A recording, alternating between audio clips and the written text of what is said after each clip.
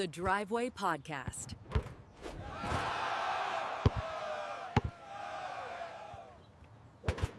Uno.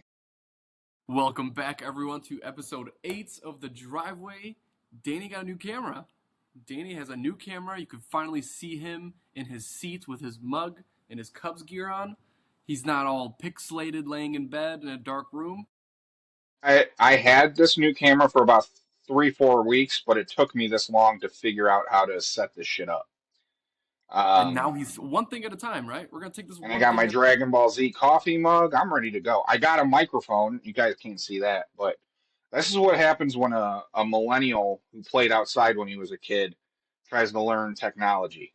Mhm. Okay, it's a little hard. We I got like. you every step of the way. D will get you every step of the way. We got you. As long as the viewers know what you look like, know what you sound like, then at that point, we're good Yeah. to go. Yeah, I'm good with like technology. I'm good with computers and shit. It's just when you start rolling cameras into the fold, I'm out. I'm out. Cables, yeah, cables and Yeah, shit. Fucking cables, panels. that's not a me thing. You do not want me rolling cables. I will fuck your audio up. Well, good thing I went to film school because I got everything covered. So if you ever have any Yeah. questions, you let me know, man. Well, He set up on his own though. I think you are the only person I can do a podcast with because otherwise I would never know how to. I'd still be posting like audio clips to like Facebook. Yeah. Yeah, like that's just, I'm just not. Screenshots, yeah. Yeah, just screenshots. Like when it comes to like stories on Snapchat and Instagram, I don't even know how to do that shit.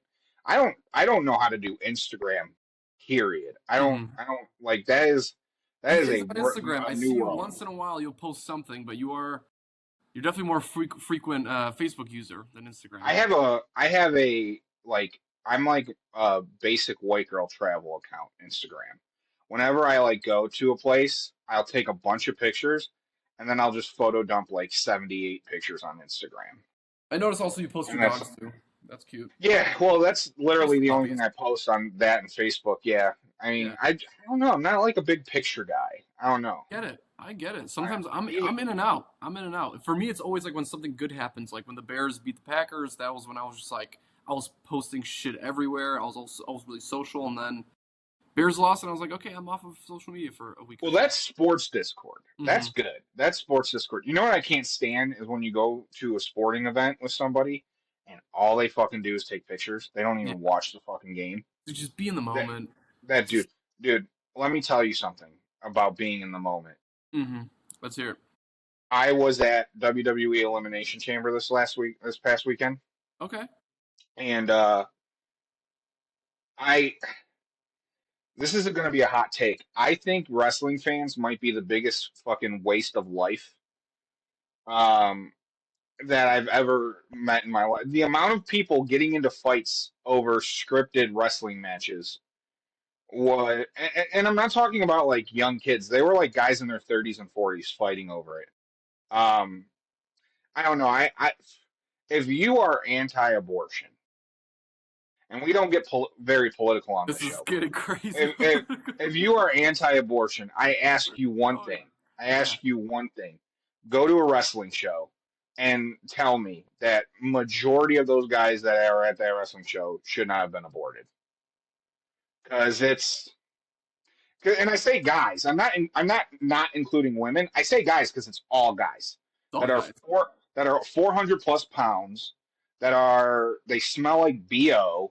And they're sitting there and they're like rating the female wrestlers about like on a scale of like how hot they are. And I'm like, you would never, like, you wouldn't even know what to do if they said hi to you, let alone being in any type of interaction that includes bodily touch. You fucking disgusting human fucking beings.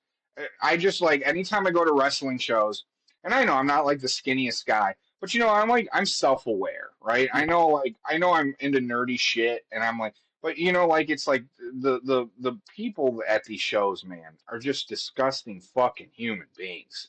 They're just awful. And wrestlers won't say that shit. Wrestlers won't say that because that's where their money generates from. But guess what? I'm not a wrestler, nor do I give a fuck. if a wrestling fan watches this show or not. We're trying to talk to more sophisticated people, and Exactly. I don't think wrestling fans have the sophistication to fucking listen to some of our conversations. That's a good point. I mean, damn, you might have to take me to one of these events at some point because I know, like, it sounds like you had a great weekend. I mean, that's I had fun. You yeah. know it is an experience. I will say that. Like you'll have to come with me one of these times because you know how they say like European soccer is an experience. Like Mm, wrestling shows is like it's an experience because it's like it's the pyro, it's the pageantry.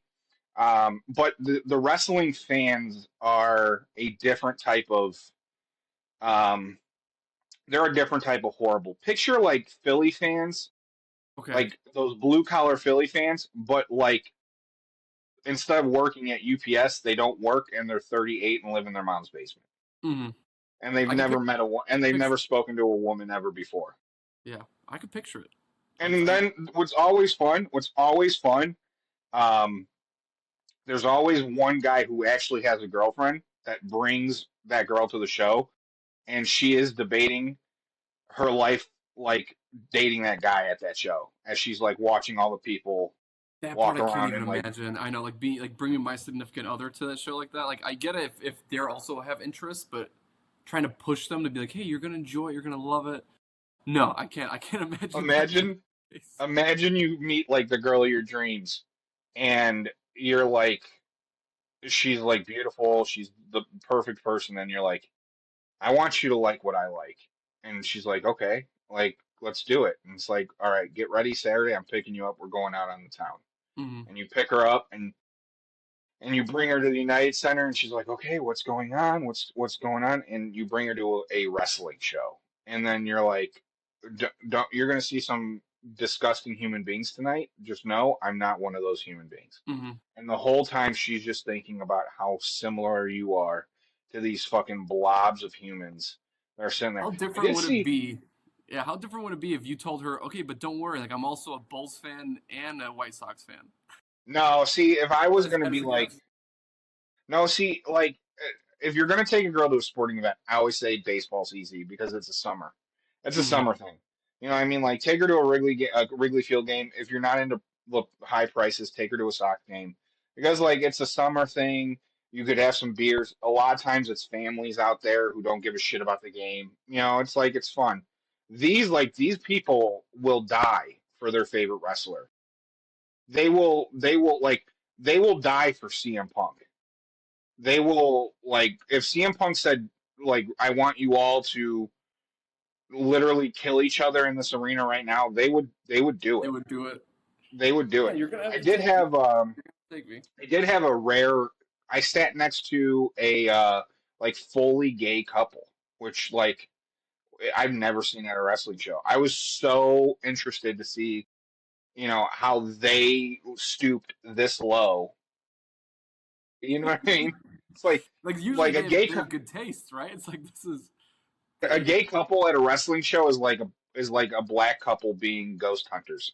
Yeah. You know what I mean? Like it's like they're Yeah. pioneers. They're Yeah. pioneers in their fucking field, dude. They're Like starting a new generation of wrestlers. Also, I got one question. Then we're gonna switch up to a few of the topics that we have covered here today. So first, tell me who your favorite wrestler is. Wrestler is. Who is your guy? Who is your lifelong? ooh, um, you know, I do love CM Punk because he's from Chicago. Yeah, He's one of the few famous people that right. Bears isn't fan. like a Bears. Well, Seth Rollins Seth is Rollins our is a big Bears one. guy. He's on NFL Live all the time. Um, I would say my favorite wrestler growing up was Chris Jericho. That was my favorite wrestler growing up. But now today I fuck with this guy named Oba Femi. He's this like new age, built like a linebacker, like African Prince kind of character. And dude, he's fucking massive, and he is the next big thing I think they got. Also, probably I don't know. You watch Wake Up Barstool, right? Not always, not always. Not Occasionally always. when I catch it. Yeah, Okay, I keep up with PMT is the main one. okay. They had Trick Williams on, and Trick Williams was a former wide receiver at South Carolina. He kind of has a little bit of a rock kind of charisma to him. Okay. He's very like it's very like built up, like it's very like blown up kind of personality. But he's fantastic. I think he's an exceptional. And his soon to be wife, Lash Legend, she's also incredible. Great physique. She was a like all American basketball player at Mississippi State. So Damn. Okay. Okay. yeah. That's some shit, man. That is some shit. Well, keep us updated if you ever have any new information on the wrestling world and who's in, who's out, who's interesting. You'll get it soon. WrestleMania is in about 6 weeks. So Okay. Well, excited for that. But before we get into any other sports, we're going to start with NFL. We're going to start with football because football feels like they've had, there's not much to talk about when it comes to football, but they've had a few different moves here that I feel like we can kind of cover just to get our basis on it. One of them was a big Bears move. So the 2026 NFL Combine just finished. It just wrapped up. We got all of our times, all of our jumping times, all of our 40-yard dashes, and there has been many two big surprises. So we're not going to cover too much on what happened in the Combine. But after the Combine, the Bears received news, which was yesterday, that center Drew Dahlman retires at the age of 27, 1 year into his 3-year contract. He signed a 3-year contract for $54 million. This was his 5th season that he just finished. He played 4 years in Atlanta, 1 year in Chicago. And at 27 years, he has called it quits. Another Stanford player calling it quits, which is not much of a trend. I don't want to call it a trend because players are obviously he could be dealing with something. We want him to be fully open and fully transparent. And it sounds like this is something that the Bears were aware of towards the end of the season, that they were aware that he was going to be out of it. Now, Danny and I were texting in the driveway, our group chat, and we're going back and forth, and it seemed like there was two characters. There was calm and there was crazy. I was definitely crazy. I was fucking pissed. I was livid. I was in this. I was reading the scenario where I was like, "Oh my god, the Bears took a step back. The season hasn't even started yet. We have to take a step back. The pick is no longer involved with Max Crosby and all this bullshit. And like, oh my gosh, we have another offensive lineman we have to look at. Joe Tooney's 34 years old. Left tackle's out. Ozzie Trapillo's out. Like, I was more on the crazy side. You were on the calm side. You were just like, hey, this is football. This sport is built on the idea of next man up. And we have a coach in Ben Johnson that has preached the idea of next man up. I was he's shooting also bricks, dealt but with you it. weren't. Yeah, you. I He's mean, tell also me a little dealt bit with about this. what you were feeling. He had Ragnow last year. This happened Yeah. with Ragnow when he was with the Lions. I mean, my only thing here is you got to build your offensive and defensive lines. You have to build out the trenches every year with the understanding and the just acknowledgement that you're going to lose some bodies on the lines. So you can't get comfortable. You can't say this guy's really good. I mean, look, Ozzie Trapillo is really good. He might not play ever again because of his injury. So Bill Belichick was a huge proponent of this, was saying that, and now McVay has echoed this, where it's like you got to constantly be building in the trenches. Like that's what it's important that you have your guy at quarterback, but everything starts defensive line and out, offensive line and out. Your skill position players can't do shit if you have a shitty offensive line. Exactly. We've learned that Your lesson. second your secondary is going to get burned every game if you can't pass the rusher. Can't rush the quarterback. So it sucks, man. It sucks because now it gets a little bit difficult with this Hendrickson and Crosby situation, where now you're probably going to have to spend some money on his replacement. You said but here's my thing: it sounds like the Bears have known about this for a while. So they've been pursuing Max Crosby, knowing that they're probably going to have to replace Drew Dahlman. So Mm-hmm. that's why I was pushing back when you were saying I don't think we're going to get Crosby anymore. It sounds like they've known about this and they're trying to, kill two birds, one stone here. Yeah, and that's a point that Um, I wasn't aware of until later on, where like there were several reports coming out where Ryan Poles was engaged in these conversations while knowing that. So that kind of changed my perspective on it a little bit, where it's like if the team feels prepared, then I feel prepared. I obviously can trust. This is a lifelong of not trusting my management. sure, To sure. finally trust my management. Yeah, it's getting. This isn't going to be look, I don't 100% trust Ryan Poles. I give him a lot of credit. I don't 100% trust him. I'm not one of these people who are like bashing Poles, saying I hate him. I hate like Poles has put us in this position. He hasn't done a great job. He's had some questionable moments, but he hasn't done an awful job. Where I get a little worried is it's kind of stacking up. There's a lot of speed bumps stacking up on Poles. Where even if Poles has a good plan, does he have the time and does he have the resources to execute that? Is it going to be next year when we see him really start to get initiated with this roster?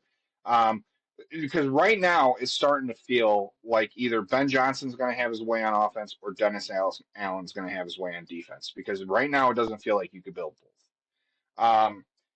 I would. It's tough because like Dennis Allen's defense was top of the line when they were healthy, right? They Yeah. when they were healthy, they were great. But you need to build some depth there. There's a lot of people that will question that. Is Max Crosby and or Trey Hendrickson worth it? I I for one lived and saw Khalil Mack almost take us to a fucking Super Bowl. So I will tell you this: history repeats itself. If the Raiders are willing to give you a top Hall of Fame, pass rusher, you take it. You take it. Max Crosby will make. Think about how much better this Bears defense would have been if they were hitting the quarterback on a regular basis. I mean, we were a Crosby play is away. We were one play away way from the away. NFC Championship. Well, just look how good we were when Booker stepped up, Hmm. and it completely changed the dynamic of this defense. And now you add a guy like Max Crosby who's just unguardable. He's just unguardable. Like he's involved in every play he's in their face. Look at what Miles Garrett does to the Browns defense. I mean, the Browns are Yeah. awful, but Miles Garrett makes that defense elite. Yeah, And he keeps them in games. A lot of the wins that the Browns got last year were because of Miles Garrett, like because of how he kept them in games and sacks and fumbles and like the guy's all over the place. And my biggest thing with Max Crosby compared to Hendrickson's an option, but he's obviously going to have to be signed and not traded. Crosby plays every snap. That's something that I've learned in the last 2 seasons about Max Crosby is that he plays every single snap. He's had only one injury in his career. He's 29 years old.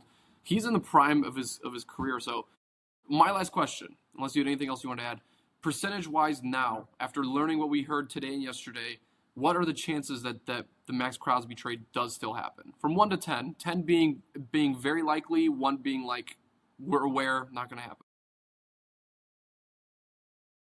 I'd say it's I'd say it's a 5 or a 6.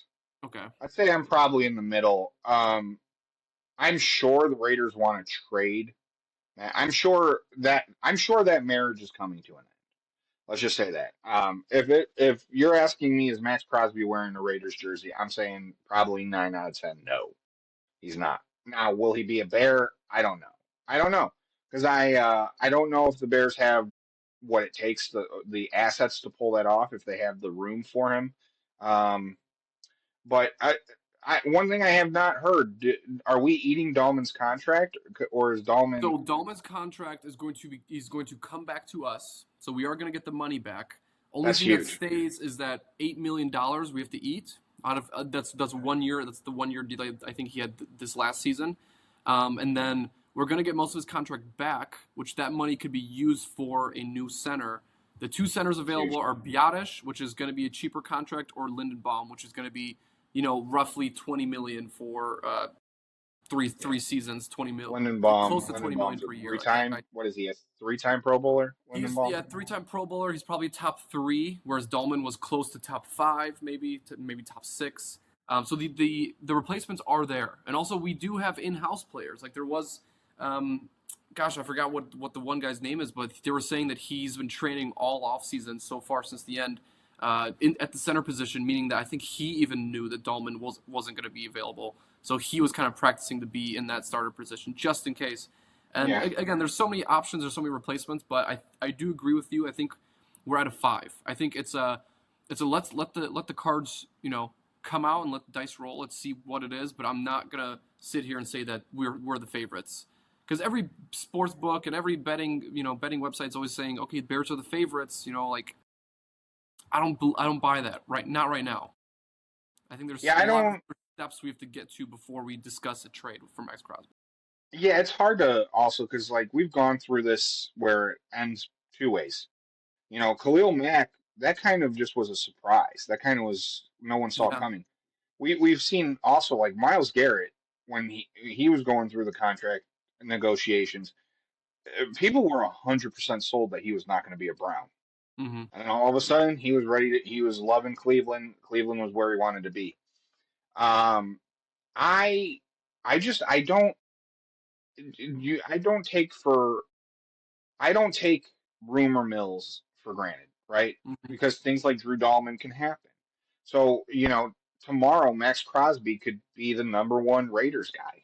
Yeah. Him and Fernando Mendoza could become best friends, and he's sold on Mendoza the way Caleb has sold him. So I don't really until it happens, I don't buy into it much. I will say this. Um, if you think there's a chance to get Max Crosby, do it. And the only reason why I say that is with what the Bears have in the draft right now, it is much more likely that you can hit on a really good offensive lineman late in the first round than hitting on a star pass rusher. So even if you take a step back on your offensive line and you take a major step forward on the defensive line by bringing in a Crosby, I think you kind of take that. I think you kind of take that because a minor step back with the Bears' offensive line is still a pretty productive offensive line. Yes. They were amazing last year. And I think I trust that it was Ben Johnson's system and not all Drew Dahlman, Yeah. right? Drew Dahlman took a massive step up when he came into Ben Johnson's system. So I have to trust my coach on this one. The other thing is I think NFL teams, this is going to be a new normal. Like this is going to be a new normal with kids getting paid in college for 4 seasons. Um, with them making $1 million and being rich by the time they get out of college. The players at the positions where they're taking primarily a lot of you know damage and a lot of abuse, running back, offensive line, defensive line. We're going to see a lot of those guys retiring at 30. They're Good going to point. get they're going to get their bag because you know what? They're seeing CTE and they're going to try to find early exits. It's just the way of the game. I mean, these kids are rich since they're 18. If you're 27, 28 years old, you've been rich for 10 years already. So you Mm-hmm. probably have some type of an investment lined up. You probably already have a job lined up or something that's going to continue that growth. Where you're saying it's not worth me taking the damage anymore. It's not worth me taking the training camps every year. And, I'm going to step away. I mean, what's his name? Desmond Clark, um, former Bears tight end. He owns a logistics company called Bear Down Logistics in Elk Grove. Mm-hmm. It's like, that's what guys do. Um, Several directions for everybody. Like it's obvious that like he had something going on, and we do see this once in a while. Um, it's a blessing that obviously he gets to walk away without the injury, right? Because that part I yeah, get. Some people retire yeah, due to injury because of the idea that they don't know if they'll be able to play again. But that part's difficult to take in, but also all the respect to Drew. Obviously, like he did play a phenomenal 1 year. It was his first Pro Bowl appearance. The Bears still own his rights. So if anytime in the next 2 seasons he sits there and says, you know what, I'm going to give it a shot again, the only opportunity he has is to come back to Chicago and finish out his contract. yeah. Also, Dijo, we didn't mention what are we doing right now? We're podcasting. Yeah. Like, you know what I mean? There's money and everything. Yeah. Jeff Teague has kind of, and Paul George, they've kind of fucked that up because a lot of these athletes have some of the most viewed podcasts Yeah. on YouTube right now. It's As long just as you have like, a small fandom, then people are gonna listen to you. People are yeah, gonna Max trust you. Crosby has a pretty popular Yeah. podcast. I did Yeah. listen to his with Caleb, and that was an interesting one. I really enjoyed listening to that one. But, going on to the next, I mean, there's a lot more things that happen here.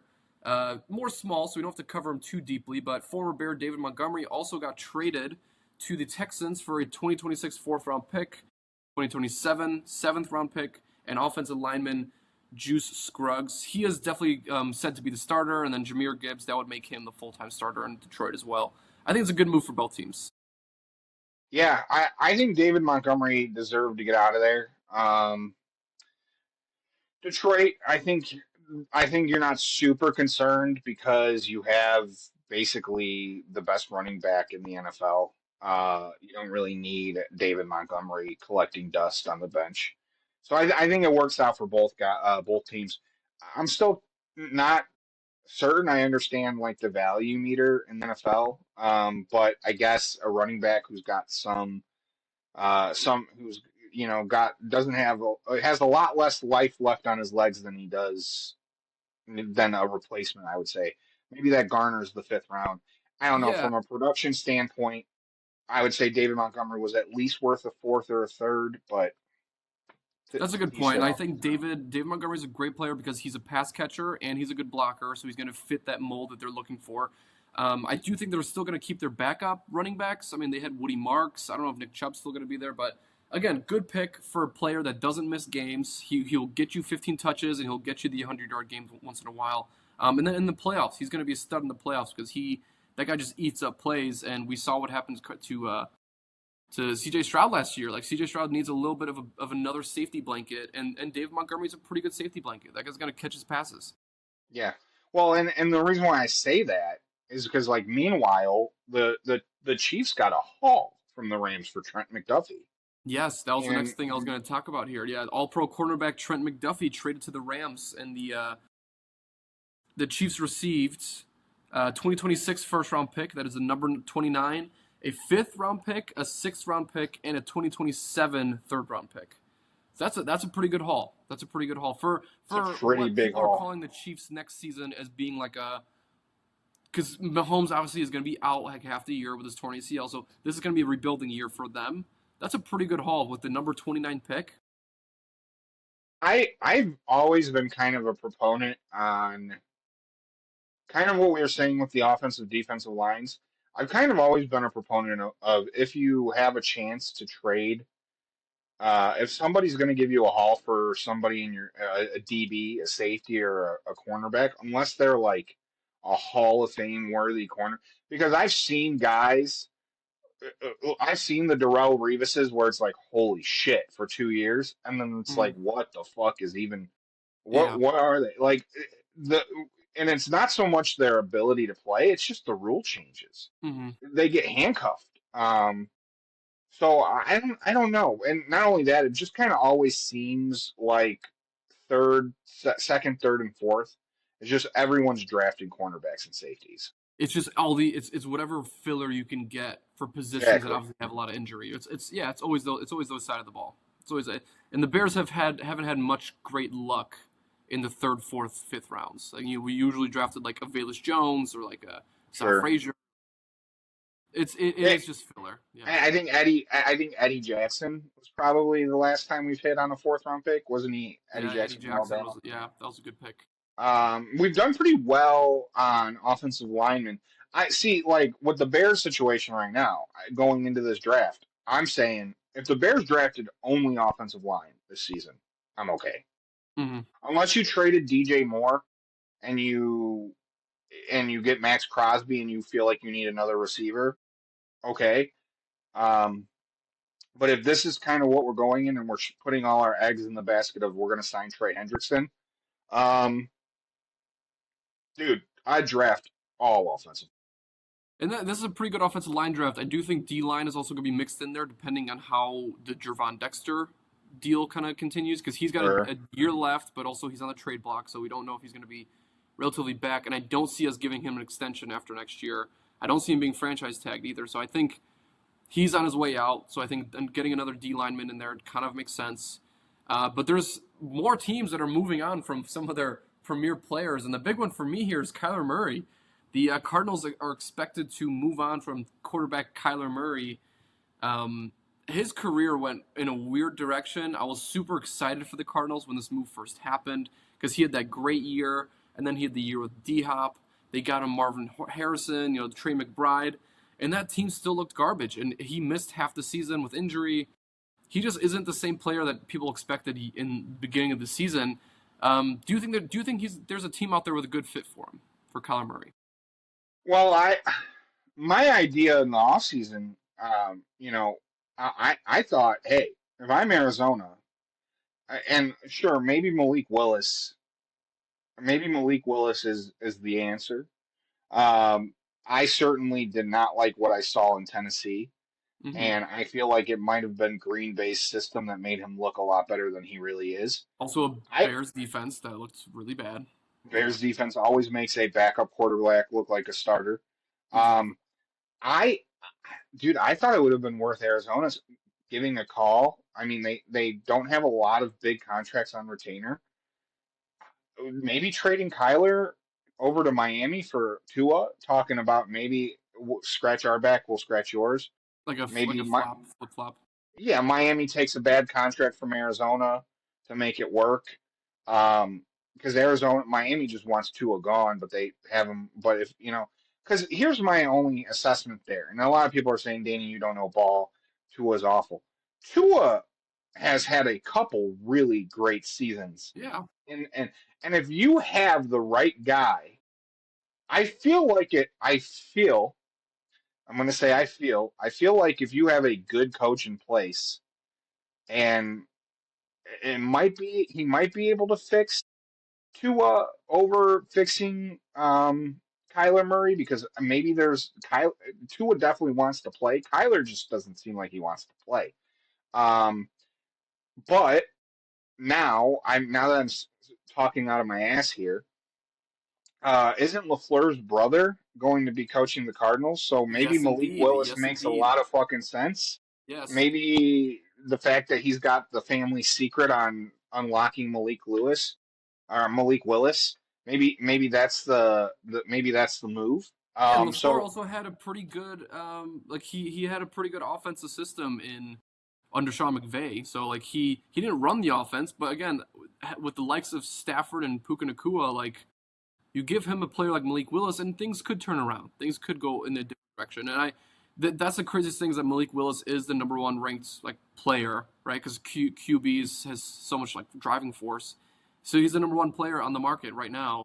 I could see him in the Cardinals. I think the Cardinals make sense for him. Again, I don't know what he's going to look like. I don't know how much better than like Kyler Murray he's going to be because Kyler Murray also was again first round pick. They won like 9 games with Kyler Murray once, and like I don't know it went down from there. But the team in my eyes for best for Kyler Murray right now is going to be Kevin O'Connell and the Vikings. I think that's a area that they think Kyler Murray could be a good starter while they still have the excuse of JJ McCarthy back there being like, hey, like, oh, we'll give him minutes when it makes sense, or we'll let him learn a little bit. I think this is going to be a good moment for Kyler Murray's last like hurrah to be like, no, I'm going to stay an NFL quarterback. I'm not going to sit here, retire, and go play baseball. Like, yeah, I'll push back on there, Dejo. yeah, I think if you bring Kyler Murray in, you're telling JJ McCarthy this guy's our starter. mm-hmm. Like like Kyler Murray might have struggled, right? But Kyler Murray was significantly better than JJ McCarthy. Oh yeah, So I think if you bring in a Kyler Murray, you're saying where I would see Minnesota, the direction them going, I see more of like bringing in like a Geno Smith and having Geno start backing up JJ, but kind of knowing like mentoring JJ, but also like JJ, if you fuck up, Geno's gonna start playing. Like yeah, I think that's probably more the move because I think you bring Kyler Murray in, you're in a situation where he's got to play. yeah. I think Kyler Murray, if you're looking to collect wins, because look, Kyler Murray when he played, Arizona seemed to win a lot more than they They lost when he weren't was that bad. playing. Yeah, Kyler They Murray weren't again. terrible. The reason why this is so interesting is because he even if they kept them, it would make sense. Like he did have the history there. Where he was a pretty premier player. For again, first overall pick, had the great years of D Hop, and they did surround him with pieces, but unfortunately he was injured. Moving on to another player that did face an injury. This Well, is I the was gonna last say, NFL. I think the Jets make the most sense. I think the You think the Jets make. Jets are actually a really good point because they're going to end up drafting a quarterback either this year or next year, and even then they're going to need someone to kind of fill in. And I think Kyler Murray's a good piece. Yeah, that was Well, that. I think if you bring in Kyler Murray and you're the Jets, you bring in Kyler Murray, you don't have to hit a home run on the quarterback that you draft this year. Yeah. Simply put, you bring him in and you can draft you could draft like a Simpson, a Ty Simpson, and you can have Mm. Ty Simpson sit for this year. There's no rush for him to play. The only reason why he would play is if he's doing significantly better than Kyler. And you And also, feel, if Aaron Glenn feels like his job's in the hot seat, then definitely. well, Aaron Glenn needs to wake up. Hmm. Literally. Yeah, yeah, literally, Literally. literally. But transitioning to a player also on the in the injury news last year in the injury cycle, Indianapolis did place a transition tag of $37 million for 1 season on QB Daniel Jones. Daniel Jones obviously coming off of an Achilles injury. He only played 8 games for the team. 37 million, and the deal with the transition tag is that 37 million is the average median of the top 10 highest paid at the position. So that's where they're going to pay him for transition tag. So transition tag also means that any other team could go out and offer him whatever they want, only that the Colts could match it or let go. So if a team comes up there with 40 million, then congratulations, you just bought Daniel Jones for 1 season for $40 million. How Yeah. do you think this is going to play out? Do you think Daniel Jones, after an Achilles injury, did have 8 games? They're going to lose pieces. Jonathan Taylor's older a year. They lost a lot of offensive linemen. Do you think he's going to be worth 37 million for the year? What's your option? I mean, do I think it's worth like look, I think Daniel Jones, I think he played well enough where if you're the Colts, you're saying fuck it. Like, let's bring him back, right? He's a good safety net to have. If Kyler Murray's looking for a place to go for 1 year while Daniel Jones heals up, if you're going to get him on an affordable, with Indy, it's probably more likely like a Justin Fields, maybe, or Good something like point. that. Yeah, But no, taking a I risk. thought taking a risk. I thought Daniel Jones played fine, and He I think did. it's Yeah. and I here's the thing. I don't think he played well enough for a team to really be married to Daniel Jones. I don't think you because we did see a little bit of a fall off as the season progressed. They lost So a I few games. don't I think they think lost 2 they straight lost after a going 8-0. few after that Kansas City game. They started falling a little bit. Um, I don't know, man. I liked it because Indy kind of was like, all right, we're gonna pay him what we want to pay him, and we don't think anyone's gonna come in here and try to steal him from us. Essentially, is what Mm. they said. You know what I mean? So And the QB market right I didn't now hate would it. be tough for a team like Indiana. After they won 8 games Would be. last year, they feel like they're ready to be in a playoff position. Who knows who the quarterback would be instead? It's not going to be Anthony Richardson. He's in the trade block. But I do like the move. I do Yeah. think you keep Daniel Jones, but $37 million for 1 year Daniel Jones is what the storyline is going to be next year, whether he plays good or bad. And if he plays bad, then obviously that's going to be a huge story. $37 million for this player. Yeah, and he's a bridge quarterback. So like, if Indy, I mean, if Indy, like, if shit's not going well for Indy right off the bat, part of you starts saying, do we just blow it up? But this is where bad trades come into play because that Sauce Gardner trade really puts you back, really kills you. No, and the So Jets when that trade happened, I was like, this is what the Jets needed. Like Jets are having a bad season. This helps them out a that was a lot, knowing huge that they get trade for two them. first rounders in the future. Sauce is a great Sauce player, Gardner's a great player. Yeah, but the same conversation we had about cornerbacks earlier, where it's like cornerback can have one good season and then become an All Pro, and then all of a sudden we don't hear his name again, but he's still making $70 million. Like that's kind of what the Sauce Gardner situation is now, where he even came back and he wasn't that good. He was trying to fit into the system. The defense was that they have the a defensive coordinator. I think it's Lou Anamaramo. I forgot his name. He's from the Bengals, but he obviously didn't have too great of a defense last year. But yeah, I totally agree with what you say on the quarterback spectrum. Like, now, the who bigger knows? question here, let me ask you, the bigger question with Indianapolis Colts, where does Anthony Richardson? That's a really good question because unfortunately, there's not a lot of great fits for a quarterback like that because we've seen I think quarterbacks. there's one perfect, and no one's talking. Who do you think? I I'll try to think brainstorm. I Yeah. I think Richardson shouldn't be thinking being a starter. I think signing with Cincinnati would be perfect. Dude's got an arm. Be- Yeah. You got Joe Burrow. Hold on, you got Joe Burrow. He's the guy. He's the guy. Joe Burrow's the guy, right? Now there's a bad relationship brewing there with Burrow and the Bengals. You bring in Anthony Richardson in, you're almost guaranteed Burrow to miss at least 3 games next season. Yeah. I mean, on pace. Every year he misses. Is Richardson one of those guys who, when Burrow goes down, he comes in, and after a year of developing and trying to get better, and whatever he was doing in Indy this year, does he come in and light it up for 3 games to the point where, since he goes, maybe we don't have to be married to Burrow? Mm-hmm. No, You know that's what a I really mean? good Like, point. I think another direction from that, and then we'll finish off our NFL talk, head on to NBA. I think the Chiefs also, similar to the way you say, where it's like that's good. Mahomes is going to be out. We don't know for how long. He would be a good replacement, knowing that they have so many good pass catchers, so many good pieces that literally, even if you throw a shitty pass, these receivers will go out and get it. I like Cincinnati more. I like the idea that you gave me a little bit more, just because of Jamar Chase and T. Higgins. They'll catch an uncatchable ball. They'll make him look better than he is. And we've seen the backups that they've put out there, and they've been absolute garbage. So how much worse is Anthony Richardson going to be? I think Anthony Richardson's all about system. That's why things didn't play out too well for him, because those coaches don't know how to coach this type of player. He's not a Lamar Jackson. He's not a Justin Fields. He's something different. He's a little bit. He's run heavy, but he's also really fragile. He has a great arm. Like he'll attempt 30 passes and complete 12 of them, but he'll still finish with 300 yards. He just needs the right system. And don't forget, Anthony Richardson played like 6 games in college. Yeah. So That's what they bet on. he is what we call, now he might have changed the NFL forever because he is a combine baby.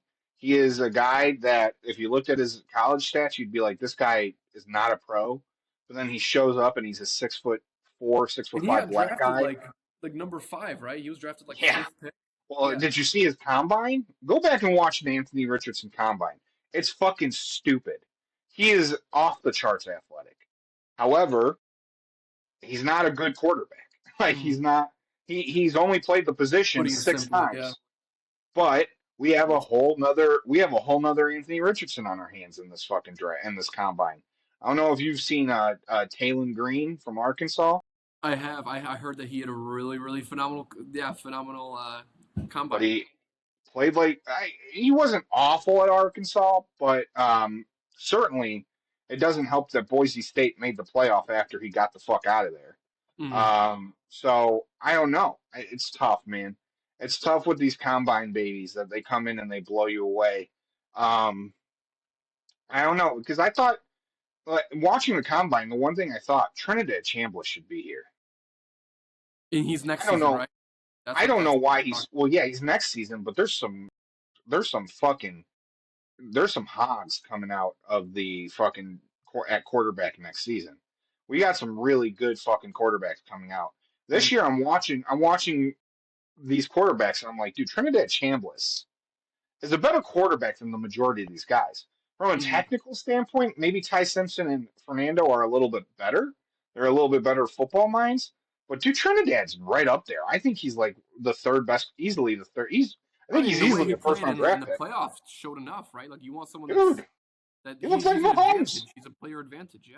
Yeah, he literally looked like Mahomes. So I don't know, man. I don't know why he was trying to go back so much. That could be the money. It could be the money.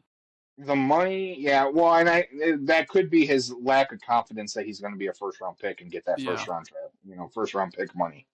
We see this all the time, but we're still trying to learn the difference of it because of the NIL era, where it's like, before then it was like, someone wants to become a lottery pick and not just a first round pick, and now it's like it could be the money, it could be the coaching, it could be his health, it could be the training staff, right? Like it's a million different directions. Yeah, girlfriend.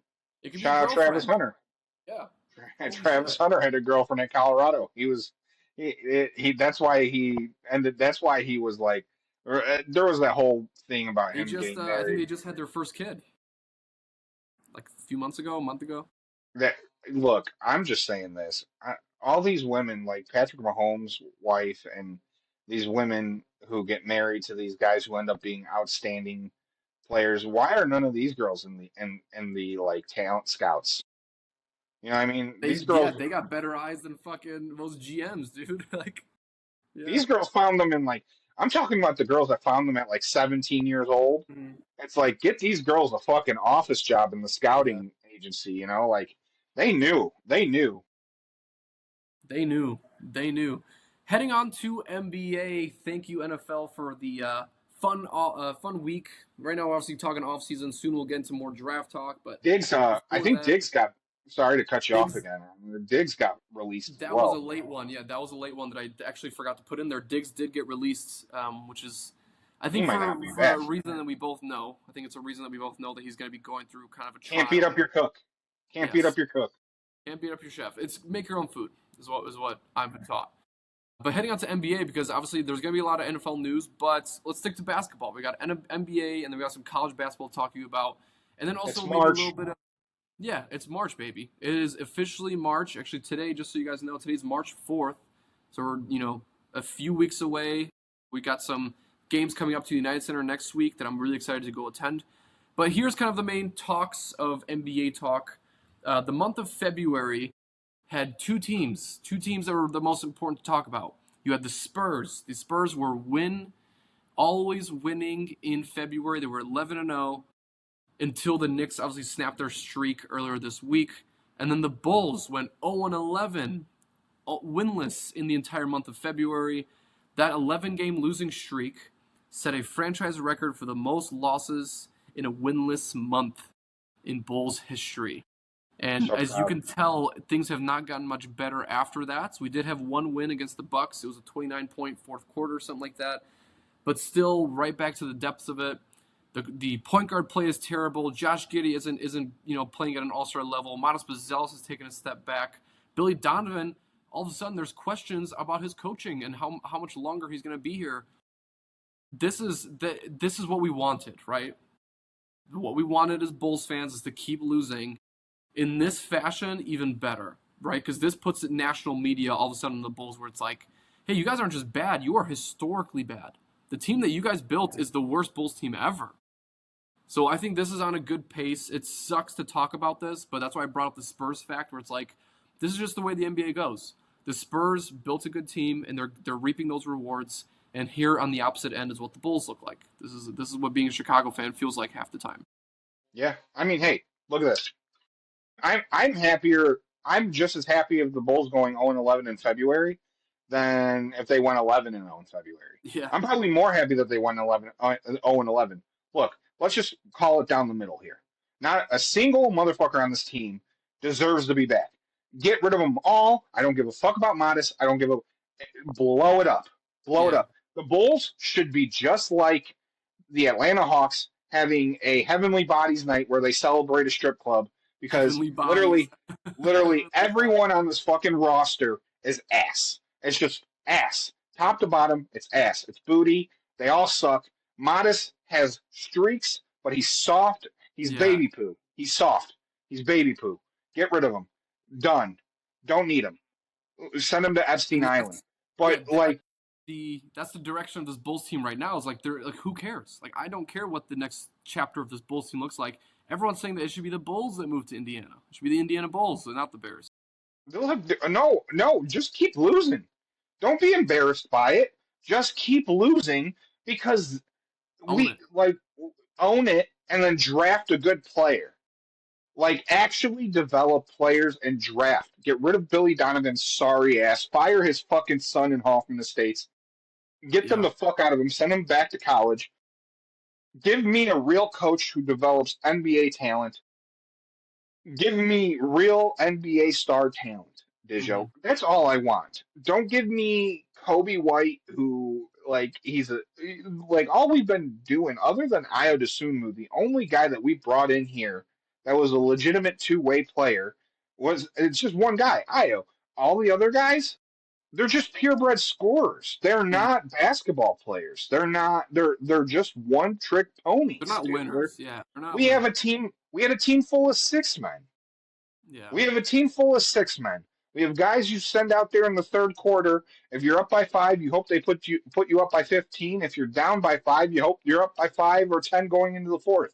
They suck. They suck. Billy Donovan sucks. Modest Buzelis, he could dunk, but he sucks. Yeah. Josh Giddey. Josh He's been Giddey, having a bad year, man. he's in the files. Josh Giddey's in the files. In the He files. sucks. He sucks. He's in the They all fucking suck. Yeah. Colin Sexton, Anthony Simons, gone. Jaden Ivey, take his bum leg away. I don't need that shit.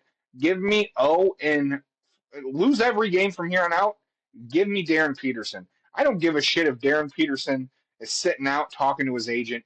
The kid could ball. Yeah. Jalen Johnson quit on Duke. He quit on Duke, and look what he's doing in Atlanta. He is a star player. They got rid of Trae Most Young improved because player, of most him. likely. Yeah.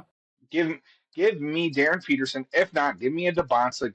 Give me Carlos Boozer's boy.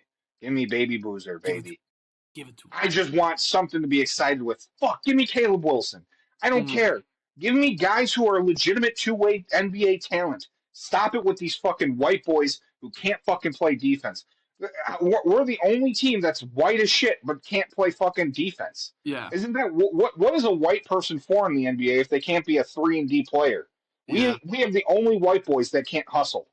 Yeah. That can't play any fuck outta fucking here. I know, it's such a good point. And then the next topic that I wanted to cover here, because I think this is an interesting one just because we're getting towards the end of the NBA season. We are about 60 games done, so we're about 20 to 22 games left. And with the new rules of the MVP candidates, right, having to play at least 65 games, we're getting to a point where things are going to get a bit interesting on who's going to be available for the MVP trophy. And so here's what's going on. So 65 game minimum. SGA can only miss 6 more games. Jokic only has 1 more game until he's completely out of it. Wembanyama has 3 games, and that's for MVP and Defensive Player of the Year. And then Doncic has 5 games combined. So I think we're looking at here that if Jokic and SGA end up missing those games, then we're looking at a Cade Cunningham MVP most likely. Wembanyama, Defensive Player of the Year, if he misses it, I can't name who would be a more worthy defensive player than Wembanyama this season. I think that's just an interesting thing they'll kind of keep an eye on, just in case, so people don't sit here and go like, oh my God, right? Jokic, he misses it, he doesn't have a chance. Jokic has just as a good priority to win it as SGA, but unfortunately SGA is building on the season he had last year, so he is still the favorite. If he doesn't miss those 6 games, he's going to win MVP. I love Jaylen Brown. Yeah. Dude, like, what this Boston team has done, I mean, and you want to talk about most. Yeah. You want to talk about most improved player. Let's talk about Peyton Pritchard. Peyton Pritchard's an absolute stud. He's an absolute star. The reason why I don't like Jokic in this is because I feel like Denver's identity has been carried a lot more by Jamal Murray this season, just because we've seen Jokic out a lot more. And Murray, I mean, he just dropped 45 on Utah the other night. I mean, he's a baller. He's killing it. But Jaylen Brown, what he's doing in Boston's, it's, people are talking about rushing Jason Tatum back. You might not need Jason Tatum to get to the I don't NBA think it's Finals. necessary. I think you get there without him at this point. If you keep shooting the way you are and playing the way you are, I think they're fine. I think that's a good point. I really love the way that Jaylen Brown's been playing, because obviously a lot of people give him shit, being like, oh, he's only a number 2 option. He can't dribble with his left hand. He's proved everyone wrong. He is a stud. He's a top 5 player in the NBA. People owe him his flowers because also the Celtics are playing so well. They're so dominant, and I think they're again another one of those contending teams that don't be surprised if they make it and or win it. The NBA is a really tragic season for a lot of other teams, but in terms of MVP trophy, like I mentioned earlier, SGA, give props to every other guy. I love the Lakers' downfall right now. People are hating on the Lakers. I'm liking that. Charles Barkley says they're tanking.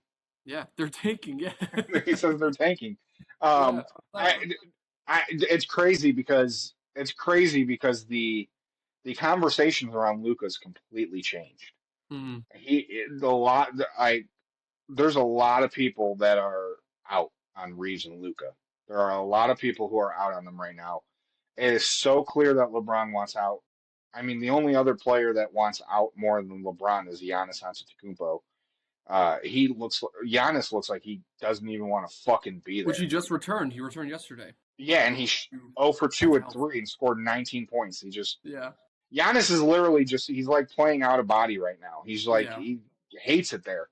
It's just like I think everyone kind of immediately jumps on this. Look at Oklahoma City Thunder. Look, develop your team the way the Thunder developed their team, dude.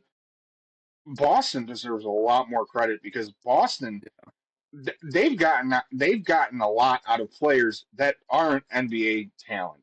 Like that they're good players. I mean, this is the NBA. They're good players, but they're not guys that you think would be like Nemius Queta, Baylor Shearman. These are not guys that are going places that you're like, oh, these guys are so fucking good. Mm-hmm. They're just developing the players. I mean, they were the only team they saved Luka Garza's career. Remember that. Boston just they're goaded. Their front office is They goaded. know what they're doing. Yeah. Um, they Which is just great. develop.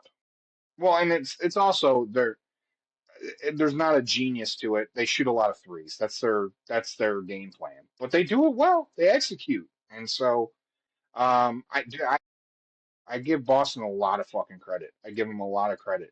They're Um, always relevant. They're always relevant. wish the Bulls were like that, but I wish the Bulls were like that as well. But heading on to the other chapter of basketball, right? Because NBA has been a lot of fun. We're getting to the end of it, so we'll start to kind of reach into the bag whenever playoff season kind of starts. But it's college basketball season, man. Let's yes, not fuck baby, around.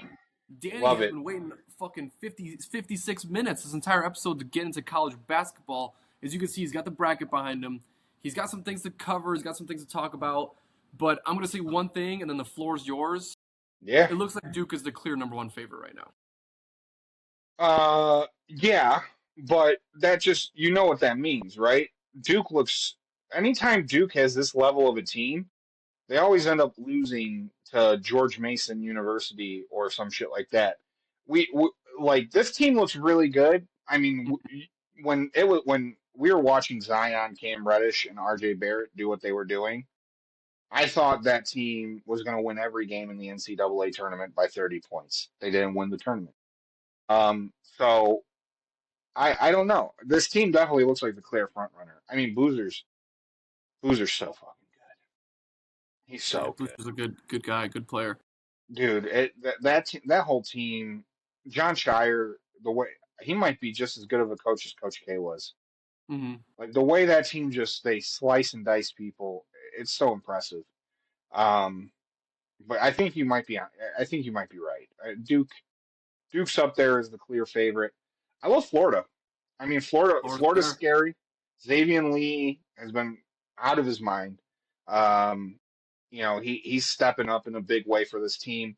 They got off to a slow start, but they've been pretty much unbeatable in conference play. They're a team that knows. Well, you see it with UConn. I mean, all those years that UConn within the Hurley years. I mean, Florida's now one of those teams that's just experienced when it comes to March. And if you put Yeah. them in big situations, they're going to show up. Um, so I love Florida. They've been, and I know we're saying the best teams in the country right now. Arkansas, Darius Acuff Jr. That kid's so exciting, dude. It's a Calipari team. Acuff, like he's just a pure scorer, and he's a big reason why we've been talking about how deep and talented this upcoming draft and this freshman class is. Acuff is just nasty. He's just a creative scorer. Arkansas they overperformed in the tournament the last couple of years. They had kind of an underwhelming regular season, and then they made some noise in March. Last year we had the big Arkansas St. John's matchup that everyone loves. But this year they're not taking anyone by surprise. I know Florida just beat them by like 27 points. Arkansas is very good, very dangerous. Yeah. I don't know how much basketball you played, but I know or you've watched. A lot of people are talking about Miami of Ohio. Yes, that was my next Um, topic. bring up here. Yes. Let's talk about it. I mean, what's your opinions on it? Do you think they should be So in? Do you think they shouldn't? for the viewer's sake, Miami of Ohio, they finished 30-0, winning their championship last night. I forgot against who. I did watch that game at the bar. They ended up winning that game because the coach didn't call a timeout right before the player was trying to make a game-winning shot. So it was fuck, it's on the tip of my tongue. I think it starts with a T. Navy and yellow. I'm forgetting who it is. Toledo. Toledo versus Toledo. Point guard had a No, it's good game-winning that you shot. forgot their name. It's good you forgot their name. Puck Toledo. And I'm an NIU grad, and that's our Okay. big time football. That's our top our biggest rivalries, Toledo. Yeah. Okay, And fuck it's Toledo. Fuck, and fuck them. we say Tuck Toledo. Tuck It's, Toledo. yeah, Clever, that's how. clever. Yeah. But the big topic with Miami of Ohio, obviously, and I'm sure if you've heard about Miami of Ohio, you heard about this question that, they're potentially going to miss the tournament going 30-0. And I have again, who knows if it's going to happen or not. If they do make it, then everyone's going to say that they're going to be a 12th seed, a little bit higher than where they're usually a school like this is going to be ranked. But my question was this: like, if a team goes undefeated, should that automatically be a spot in the March Madness bracket? Should that put them in a spot of 64 best teams in the country? Yeah, I think. Excuse me. The amount of teams that are ass that make the tournament every year. Yeah, I'd rather see an unbeaten team get in and go down. Um, I I get I get what people are saying about they haven't played anyone and they've. I think it's less about they haven't played anyone and it's more about the fact they're escaping with two-point wins and hmm they're escaping with buzzer beaters every night and overtime wins. and they haven't And looked that especially good in the last 2 weeks. They haven't looked good. They kept they winning, haven't but they looked haven't good. looked great. They haven't looked good probably since conference play started. I mean, since they went back to back overtime games with Buffalo and Kent State. I mean, this team is really, really they're playing together, but they were not a. Let's just be real. The reason why they're not playing a lot of really great teams is because they weren't a projected team to win their conference. Yeah, Like if you look at an Akron or you look at a who's another top. Akron is the one that comes to mind. Buffalo might be up there, but you look at Akron and Buffalo, they probably played a lot tougher of a schedule because they yeah, were a preseason pick to win the MAC. So Miami came out of nowhere, and it's because they have a great coach who's now become like the hottest coaching prospect in college basketball. But that's why they haven't played a lot of people. I mean, NIU has a horrible program. We play in the same conference. You know why you don't schedule anyone is because when you have a developing program and you schedule Kansas, you have a situation where we only scored 4 points against Kansas and a half. hmm Kansas was and beating us Kansas is like going to rest their 40. players, so those players don't even play anyway. Yeah, Yeah, yeah. I mean, and it's not like they haven't played anyone. I think they played UNC Asheville, solid program. They played Marshall, decent. So I mean, it's not like they haven't played anybody, but at the same time, and then they played Air Force, who's just god awful. It's yeah, unfortunate that the Mountain West team that they played, because Mountain West Conference is an incredible conference, but the one team that they played is a 3 in 2017. Um, which it's kind of good that Air Force sucks. You kind of want them doing other things right yeah. now. It's a very good point. It would Yeah, it would suck if really it good would point suck if actually. Air Force was 27-0 because Yeah, we exactly. want them to be better than other Their things than managers also. basketball. Good Um, point. but I I'm with you, Dijo. If you go, it's so hard, no matter what conference you're in, no matter what your schedule looks like, it is so hard to go 31-0. And if you do it in the regular season, you deserve to play. And everyone, I know Bruce Pearl was saying that Auburn has played a harder schedule. Look, dude, your nepo baby fucking son has this team. They might not make it over 500. Yeah, So I don't want to hear they beat Florida on the road or whatever the fuck he was talking about. They suck. And they have twice the recruitment. You have to take that into consideration. Auburn has way better recruiting and they are way more of a hotbed destination in terms of transfer portals. Miami gets players stolen from them every year. yeah, yeah. Like these mid-major teams lose players to the portal every season. So That's way harder. That's way harder to navigate through than playing a hard schedule because sometimes, I don't. You watch the SEC and you watch college basketball. Sometimes teams don't show up in the regular season. Exactly. They just It's don't. on and They off. That's just why they don't. play. That's why they play a longer schedule. Exactly. Yeah, yeah. I mean, so yeah, I don't want to really embrace debate. What I hope happens is I hope Miami just rolls the conference tournament. They beat Ohio on Yeah. Friday or Saturday, and then they just win their conference championship, and then nobody talks about it. They've Exactly. earned their right, Hmm and They do because deserve you that know too, what's and going to we'll see happen. how that goes. We'll see how that goes for them. Well, It's gonna and be now Bruce Pearl said Auburn. The team he did not say is Cincinnati. Cincinnati. Cincinnati is 17 and 13 now. They were 11 and 10 and 12 maybe somewhere around there. Like they were dead. They were dead. And then out of nowhere they beat Kansas. They've beaten some really good teams. I think they just blew out BYU. So now all of a Hmm sudden Cincinnati's 17 and 13 and they can get another win, 18 and 13 going into conference play. They can make some get another couple big wins. That's I it. don't want to hear Auburn. I don't want to hear Auburn because there's a lot of teams that have found ways to have competitive records, and Auburn just doesn't have that. And I know SEC's got so many teams that have winning records because of non-con play, but I don't think that the SEC is as good as some people think. I think it's Florida and Arkansas, and I think it's a big dip. And yes, I even think Alabama. It's a big dip. Alabama's fun. They're exciting. They're athletic. They play great offense. They're not on the same level as Arkansas, and they're not on the same level as Florida when those two teams are playing their You're best. right. No, you're And then it's 100% right. everyone else, And then Vanderbilt's pretty good. They deserve the flowers, but um, the ACC's sleeping on a lot of people, man. Because they're a lot of those teams in the Power Five, they're not getting. They're a Power Five conference. They're not getting the love that the Yeah. SEC and Big Ten are, and they have the number one team in the nation in their conference. I mean, look what North Carolina's been doing without Caleb Wilson. I mean, they're look what Texas Tech is doing without JT Tappan. They're 4-0. They've beaten some of the best teams in the country. So, This is a lot of the um, programs just have that depth and they have that mindset where it's like they can succeed through the impact that that player left on the court, even if he's not playing. Different for other schools, yeah. always.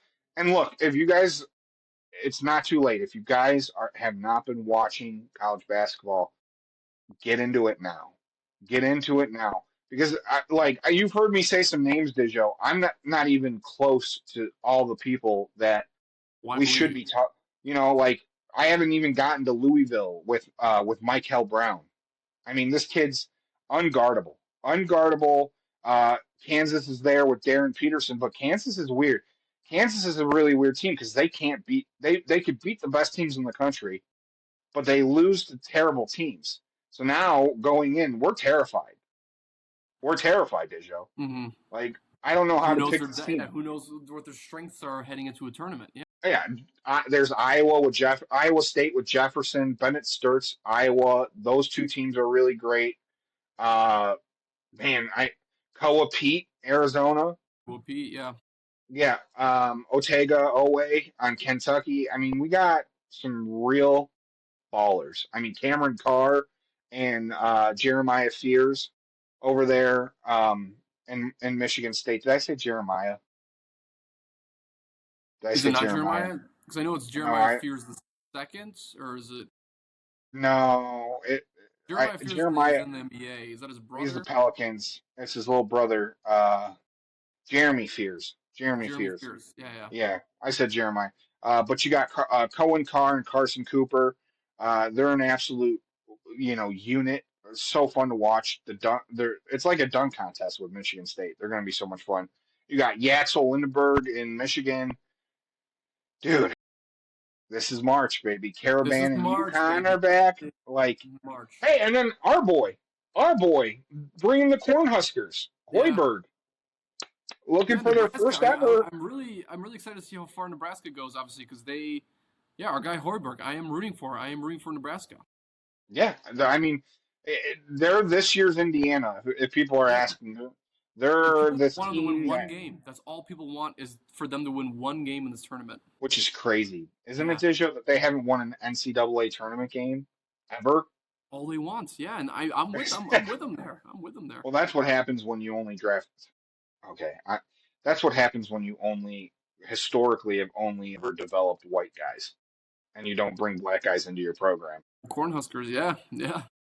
Yeah, hey, if you're a basketball team and you're like, we're not going to bring black guys into the program, um, you're not going to win a lot. You're D2. You're D2. You're not going to win a lot, dude. Look, I know Duke has a lot of famous white guys, but they usually have four black guys around that Yeah. really shitty white dude. You know what I Yeah. mean? That Exactly. asshole Oh, type of. exactly. Like there's that example has been there in and out every single season we watch from Duke. But I have some closing discussions here relative to college basketball. I didn't know if you wanted to cover a little bit of baseball because T minus 30 minutes. It is 8:30 p.m. right now. They're recording. T minus 30 minutes. World Baseball Classic begins. Yep, So yep, it's yep. your floor again. If you had any information that you wanted to share on excitement or notes, or what is the game that people should catch, the most important game of the upcoming week that you think is going to catch people's eyes before we head into this closing discussion. Yeah, so we'll just start at the top of the hour. Um, Australia is playing. I'm gonna fuck this kid's name up. I always do. Um, so I'm looking up the phonetic on how to say it. Australia is playing Chinese Taipei. Australia they have some weapons on their team, but their infielder Travis Bazana, he is Australian. He from Australia, and he is the number one draft pick. He was the number one overall pick in 2024. So Oh, this is going to be 2024. his. Okay. Yeah, Australia was 3-2, I think, the last WBC back in Okay. 2023. Now you add to that roster, you add a legitimate number one overall pick. So that will be really fun. He's part of the Cleveland Guardians organization. Chinese Taipei, I know I called them a kind of a wild card. They're in a tough conference, or tough division, or pool, however you want to say that in international play terms. But they do. You won't know any names on that team. There's not a lot of MLB players on that team. But they do have a competitive roster. It's not like Brazil, where you know, Brazil's got a lot of guys of Japanese descent playing for them because they didn't have Yeah. enough, you know. But Chinese Taipei has a lot of their own talent who play in Korea and Japan. Um, they're just not on the level of some of these MLB teams. Canada, I said Freddie Freeman was going to be on Canada. He is not playing in this tournament. Uh, Okay. Taking his place is going to be Josh and Bo Naylor are joining Canada this year. So that's really big because Freddie Freeman, as we all know, championship pedigree, they're playing in a very tough. Uh, they kind of fucked Canada over. Canada is going to be playing in San Juan, Puerto Rico, Oh, that's a tough and one. they're Yeah. playing with Yeah. Cuba, Colombia, Panama, and Puerto Rico. Colombia, they really only got Jose Quintana. Colombia's they're not a really loaded roster. Panama's been in three World Baseball Classics. They've only managed to win one. Don't expect them to win a game here. It's going to come down to Canada and Cuba, who gets that third spot. Puerto Rico, we all know they're loaded. Yeah. Um, they're the home team as well. So expect Puerto Rico to come out of Pool A, and who gets the wild card in Pool B? I'm going to say it comes down to Cuba and Canada. In terms of MLB talent, Cuba and Canada are pretty much tied right now. I'd probably say Cuba might have some of the better players now that Freddie Freeman's not playing, so I Yeah. might give the edge to Cuba. They've also won a World Baseball Classic. Okay, so they have the experience in there. They have the experience, yeah. So we then go to Pool B, which is from Houston. We have the United States of America looking to now defend their sport against Japan. Loaded roster. Loaded roster. I think the best thing we can say is that if you guys are a fan of pitching, we got Tariq Skubal and we got Paul Skeens. Yeah, that's gonna be ugly. Nasty 1-2-3 punch. My boy Pete Crow Armstrong. We got Matthew Boyd, another Cub. I don't know if you've been watching Japan, Dijo. I have Seiya not. Suzuki, guys, if you want to win some money and you want to throw a bet down, Seiya Suzuki might be heading to an MVP season this year. That's a big deal. That's crazy, actually, to think about. Okay. Dude, he has been hitting fucking piss missiles. He's been hitting fucking massive home runs in the Tokyo Dome.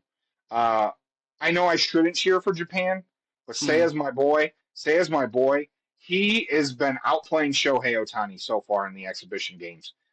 So I love watching Japan. But back to Pool B. Uh, Italy is an interesting team. So Italy, they have They a just beat couple the Cubs, guys. right? Sorry to interrupt. They did They just beat the just Cubs. you're right. They did just beat the Cubs. They did. They have some talent, but you know what the worst Yeah. thing about Italy is they have now Aaron Nola.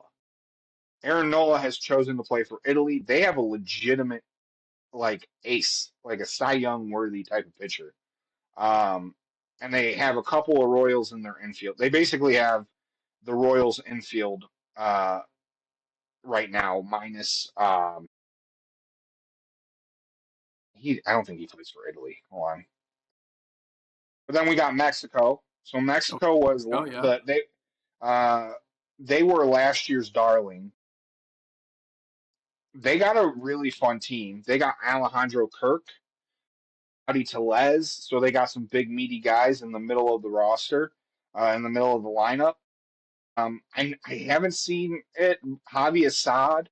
Not sure if Javier Assad. The one thing that also Randy Arozarena, even though he's Cuban, he's half Cuban, half Mexican, so he plays for Team Mexico. Okay. So Italy's bringing Michael Lorenzen and Aaron Nola into town.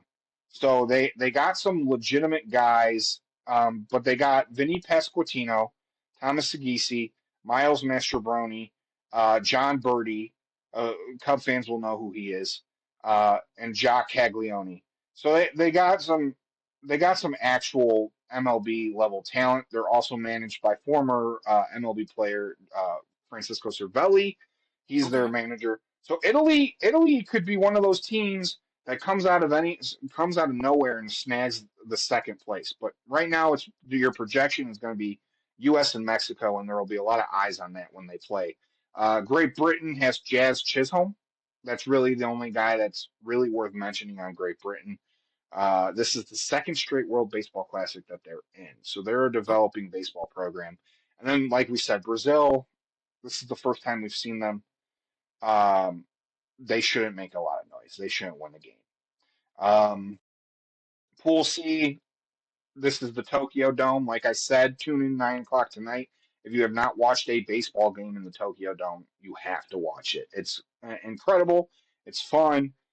Japan right now, as we all know, is the front runner. They might be the front runner to win the whole thing. okay. Um, Czechia, one of the few European teams, they made history last year because they got a win. They were a team full of cops and firefighters and office workers. They were like an amateur team, and they came out and they balled. They will not do that this year. They're going to get their Okay. fucking shit kicked in. They're going to get their shit kicked in. History It's does going not to repeat itself. History does not repeat itself. South Korea is coming in playing angry after two straight disappointing World Baseball Classics. South Korea's got a lot of talent. Aside from Japanese baseball, the KBO, Korean Baseball Association, they are they're right there with Japan as being a very competitive baseball league. They're playing Australia, so it's going to come down to them in Australia. Chinese Taipei, they got some players. They might be able to make Yeah. a wild card run, but I'm giving it to either South Korea or Australia. They Okay. just got. Japan's also got the dude who just signed with the White Sox. He's in the middle of their lineup. Murakawa. Murakami, yeah. And then Pool D, one of my favorite ones, is going to be played in Miami, Florida. This is going to be really fun. Um, Dominican Republic. nasty fucking lineup. Juan Soto, Vladimir Guerrero Jr. Those are really the only two names I need to throw at you, and they also have Manny Machado. Okay. So Yeah, that's pretty. Yeah. so like it's a scary lineup that they got going on there. They're playing Venezuela. It's one of my favorite rivalries in terms of WBC. Those two teams play quite a bit. But a wild card team, man, Netherlands. So Netherlands. Okay. Netherlands is a team that they've had some runs in the World Baseball Classic, and I don't exactly understand why. Um, Netherlands tends to have the Netherlands. If people aren't familiar, and maybe you could answer this for me because you have probably a better knowledge of European history. Let's see. Netherlands has a lot of black dudes on their team. They have like a lot of like Latin and black dudes, and Hmm. I did not think that was. I personally I don't know what's the history of the Netherlands that they're So I mean, developing. obviously, the reason why that would be so popular is influx of communities coming in during war periods, but that happens to a lot of European countries. It's the same thing why people talk about with Italy and Great Britain. These are countries in the same way with the United States, right? It's like historical moments and factors in terms of refugees or you stealing other people from other cultures and other backgrounds. So that is exactly kind of a big reason why the Netherlands does have it. But we're also in a day and age where it's that is completely different, right? That was kind of the generation before us that dealt with that.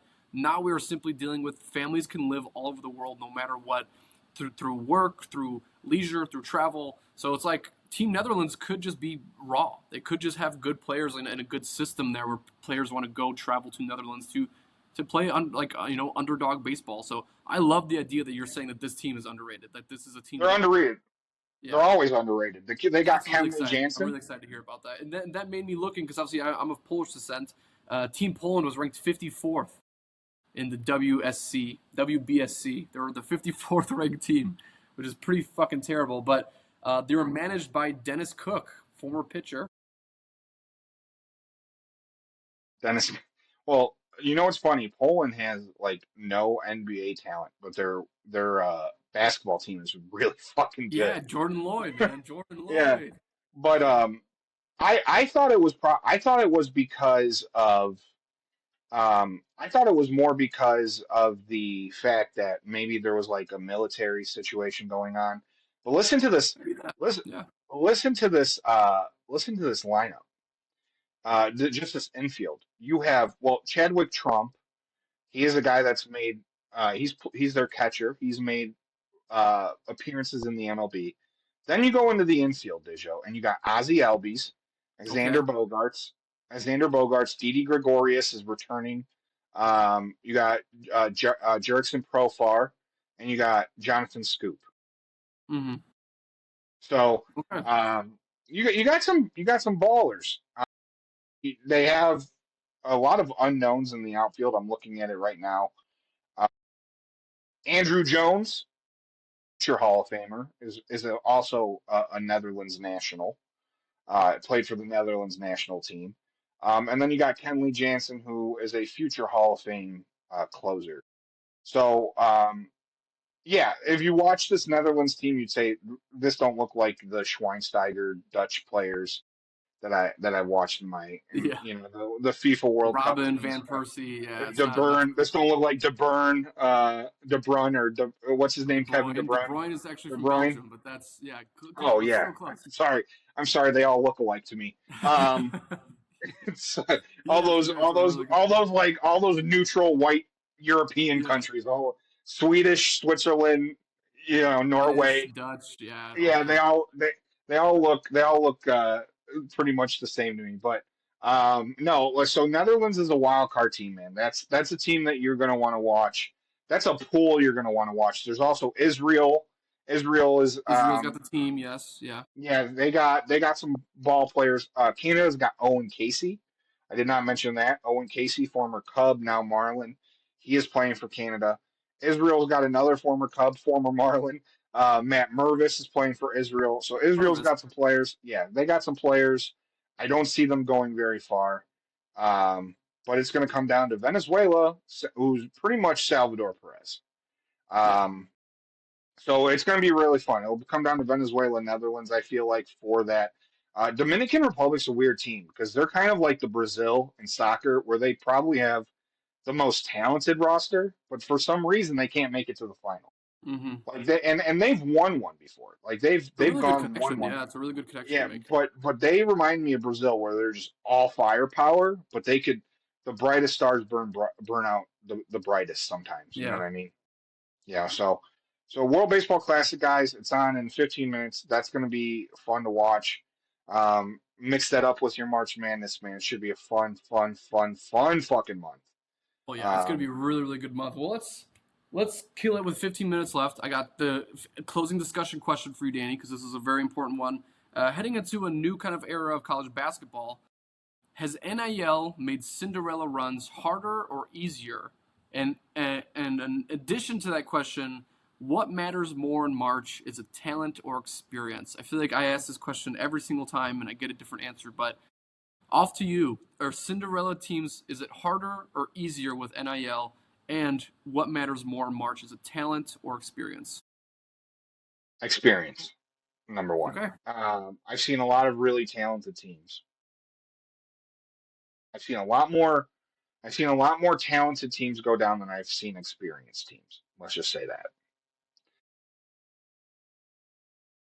I will go out on a limb here and say NIL has not, because what it has not killed March Madness. Now, what NIL has done is it's kept really good players around longer.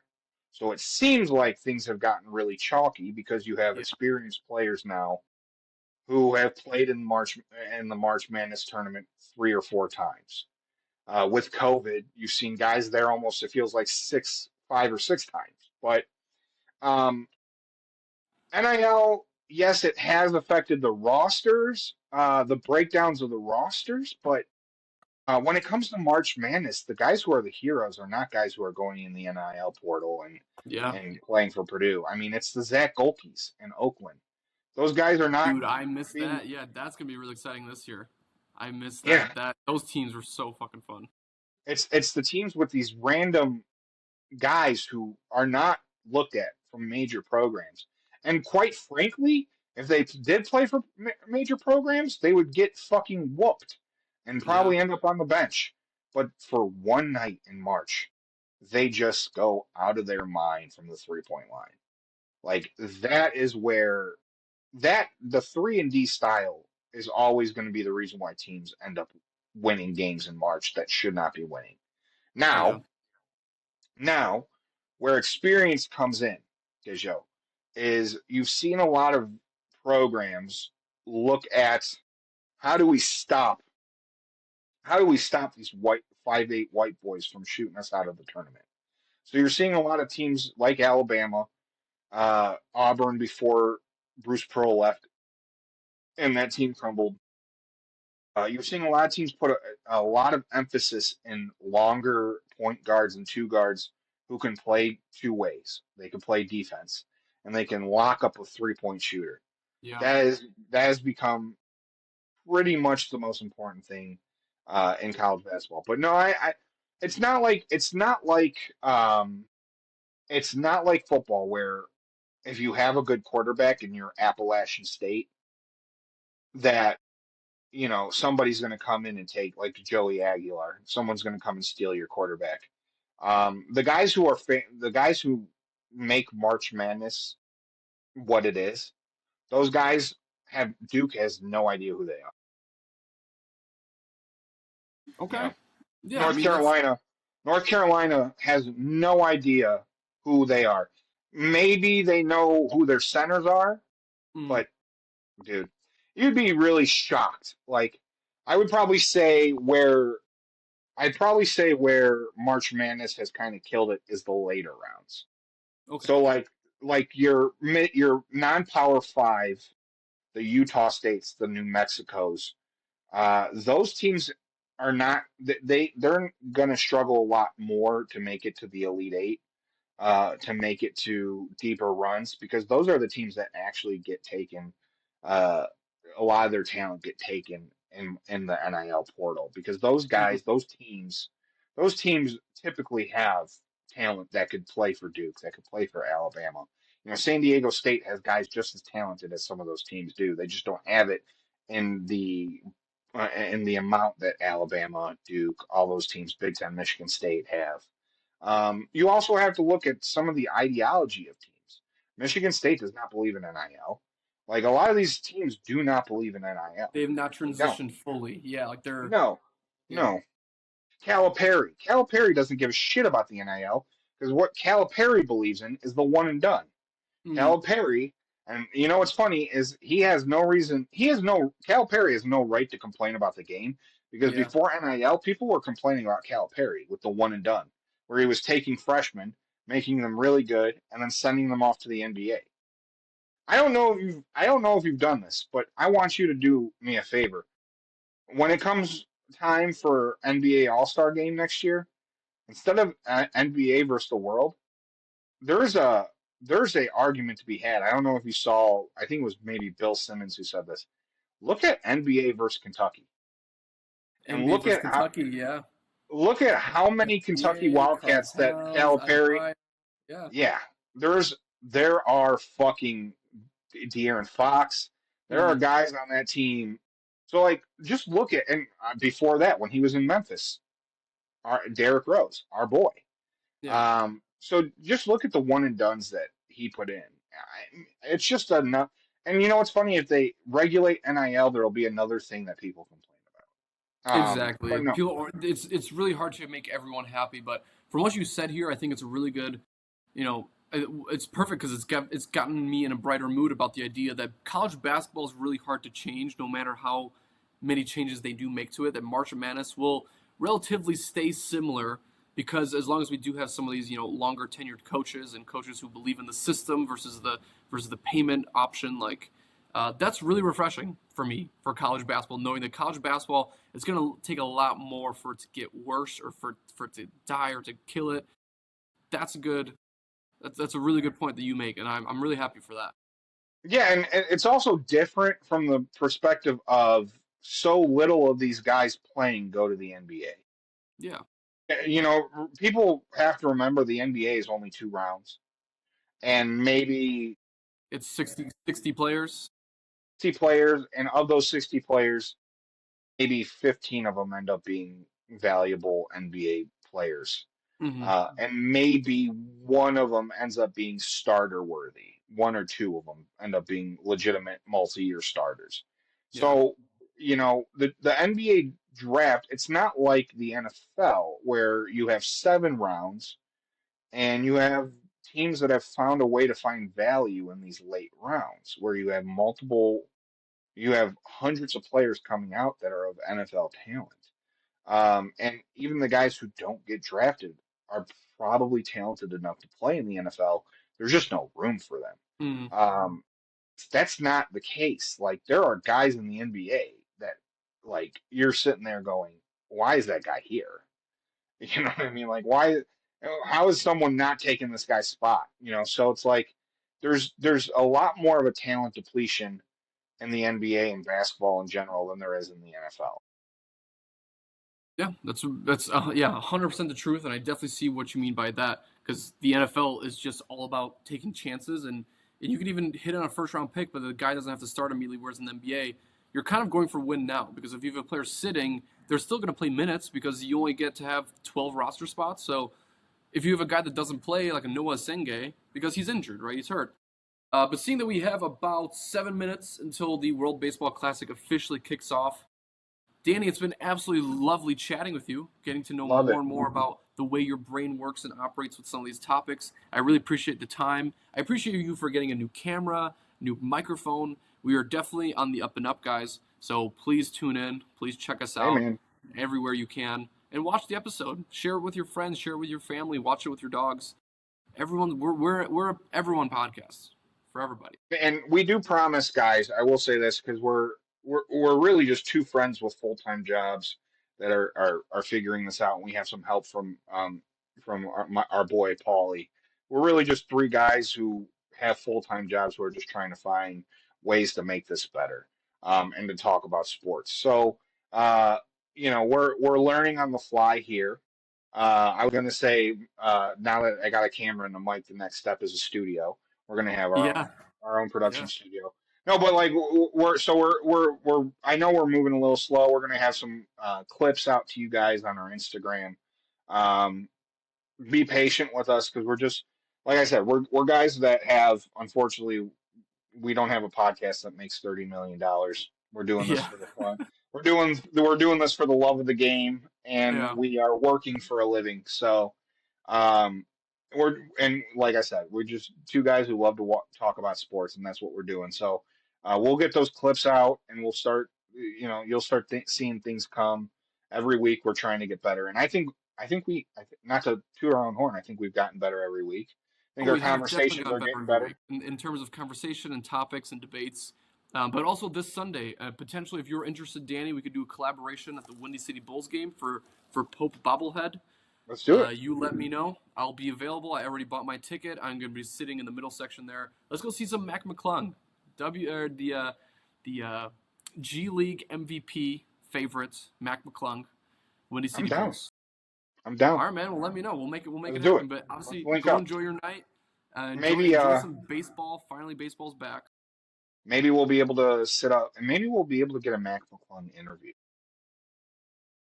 That might be difficult, but it would be fun. It would be fun. It's doable to the fact that where I'm sitting, if we showed up early enough, because I'm looking to show up early because I want to get the bobblehead. That's kind of the big reason. But otherwise, yeah. I mean, dude, well, if we're there in a collaboration, we can still do a video where it's us doing a conversation talking about the Bulls or the Windy City Bulls program. Because obviously, there's a few players that we do recognize on the Bulls right now, like Yuki, and then there's also Mac McClung. So there's a few players that we have some connection to at least. Did I ever tell you about the time Terrence Jones once tried to fight me? Terrence Jones tried to fight you. Oh yeah. And an NBA Where's ref that one? and an NBA referee. So um, we were at years ago. Years ago, we went to we sat courtside for a Windy City Bulls game. They're like $40, so don't no one get too fucking impressed with that. And we had like a million beers that were like lined up, and we were just drinking beers because it's like a minor league basketball game. We're having fun. One of our friends, Callie Dan, shout out Callie Dan, spilled a beer that poured into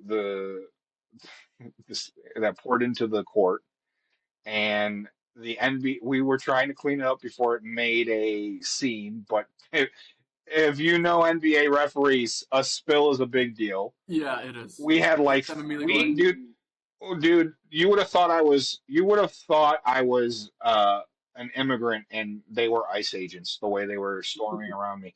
There were seven referees around us because this beer had spilled, and they were making like a point of it.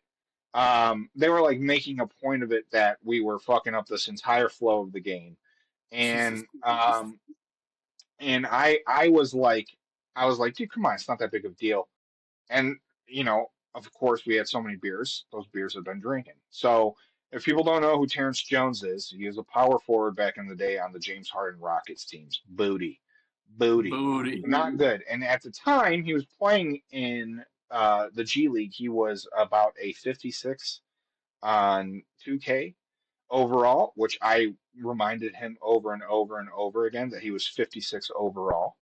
And I might have said that I can shoot the ball better than he can. I might have And said also, that. speaking, Danny does have a good shot. Danny isn't a I do bad have a good shooter. shot. Danny does have a shot. He's like They used to call K11. me Brad Miller. They used to call me Yeah, Brad Brad Miller. Miller. Yeah, Brad Miller. Um, so I was talking a lot of shit, especially once I found out that these are televised on ESPN Plus. So I there's probably video footage of me talking shit to Terrence Jones out there somewhere. Um, but long story short, cooler heads prevailed. After about a 15-minute delay, they cleaned the beer up. Um, but it was an embarrassing moment. I'll say All this. right. Well, I'll what do you say say that. we try that out again? Let's see how much they've learned, if they've learned their lesson or not. Dude, Try that you out know what's again. funny? I could probably try out.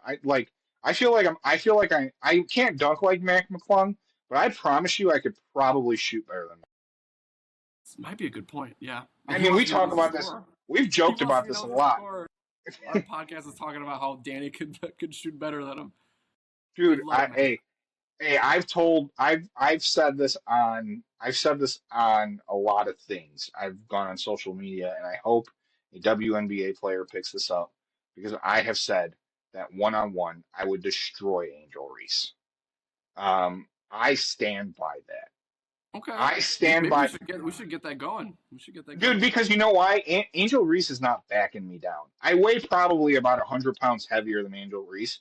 She's Mhm. not backing me down, so she's either going to have to shoot from the perimeter or she's going to have to be quicker on the pick and Which roll is around not me, her strong which suit. I will follow. Which I will foul the shit out of her if she tries to roll around me. I will catch her spin move and I will fucking foul the shit out of her. I hack, and I will hack the shit out of her. And then when it comes to me, I will back her shit down, and then I will dirk on her Dirk. ass. Either that, or I'll hit her from the 3-point line. Okay. Yeah, he's got a bag. He's got a bag. Well, we're gonna have to go ahead and play one-on-one one day because you're gonna have to play me, buddy. If you think you're gonna get through Angel Reese. Angel Reese is my bae. Yeah, I'm a big fan of Angel Reese. dude. I mean, you're a little lengthier. You're a little lengthier, got and I know length. that she's lengthy. I train. I ball almost every other day. I'm on it. Dude, Dude. I'm in a house league, man. I'm on that shit. The only thing I don't have going for me now is I'm not yet in that age where heart attack becomes a serious threat. I am in that age group where guys are blowing their knees out in pickup games. Yes, a pickup game torn Achilles. Yeah. I saw that tweet yesterday. The Yeah. guy's like, "Hey, I just joined a league," Yeah. and the tweet right after that was like, "I blew out my Achilles." Yeah, I've seen 3 torn ACLs. I've seen 3 torn ACLs amongst men my age. Terrifying. So That's terrifying. Yeah, stay yeah, safe out there. I don't feel like I have a torn ACL type of game. I've never been a drive to the basket kind of guy. Yeah. But you know, preserve your body. Yeah, you preserve your body. yeah, I'm a shooter, and but I've always been a garbage man, and I don't know how my ankles and knees would take constantly jumping and rebounding at this age of mine. That's okay. I mean, we'll go ahead and test that theory out potentially. The old age of 31. The Windy City Bulls team. When we make the team, when we make the roster, and we're playing, and you guys are watching us on ESPN2, then we'll check it out. But anyway. Yeah. There's a lot of appreciate Panda you guys Express in listening this body of mine. There's a lot of Panda Express in this body of mine. So I'm sure Mac McClung does not eat them. I'm sure Angel Reese and Mac McClung do not eat the copious amounts of Panda Express that I eat in a year. My annual usage of Panda Express is quite alarming. So quite alarming. Yeah. So Sorry, go ahead. No, you're good.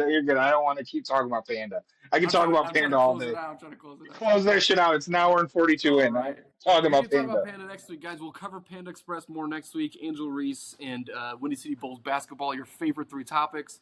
We'll cover it more next week, but we appreciate you guys tuning in. Baseball Classic has officially started 2.5 minutes ago, so we're going to go ahead and cover that right now. But thank you guys for watching. Obviously, if you understand that they're going to be ticketing on the street to park in the driveway, don't fuck with me. Park in the driveway. It's one and only chance. Come listen and catch us for next episode. Yeah, come on in and park in the driveway. Thanks for listening, guys. Shout out to our 25 weekly listeners. We love you. Shout out to our 25 weekly listeners. There's probably a few of them watching twice. But that's Drop your name in the comments so when we have 1,200 listeners, we always will remember your name. For our 10-year anniversary, we'll reach out. Yeah, awesome. All right. Later, guys.